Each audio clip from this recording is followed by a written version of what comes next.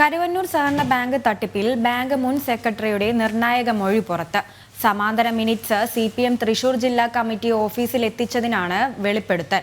കേസിലെ മാപ്പുസാക്ഷിയും 33-ാം പ്രതിയും ബാങ്ക് മുൻ സെക്രട്ടറിയുമായ TR സുനിൽകുമാറിന്റെ മൊഴിയാണ് ഇപ്പോൾ പുറത്തായിരിക്കുന്നത്.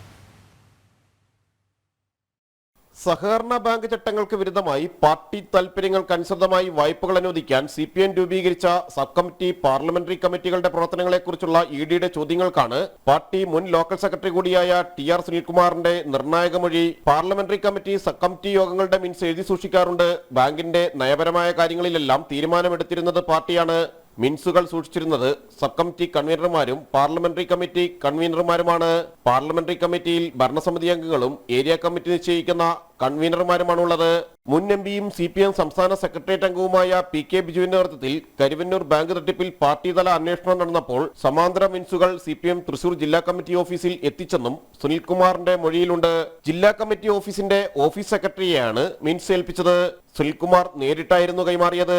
പാർലമെന്ററി സബ് കമ്മിറ്റി കൺവീനർമാർ മിൻസ് വീട്ടിൽ കൊണ്ടുപോകാനുള്ള മടി കാരണം സുനിൽകുമാറിനെ ഏൽപ്പിക്കുകയും സുനിൽകുമാർ ഇത് ബാങ്കിൽ സൂക്ഷിക്കുകയുമാണ് ചെയ്തിരുന്നത്.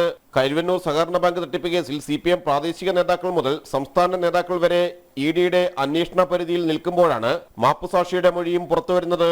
ബാങ്ക് മുൻ മാനേജർ ബിജു കരീമും മാപ്പുസാക്ഷിയാണ്. കേസിൽ CPM തൃശൂർ ജില്ലാ സെക്രട്ടറി MM വർഗീസിനെ ED 4 തവണ ചോദ്യം ചെയ്തിരുന്നു. ജനം, കൊച്ചി.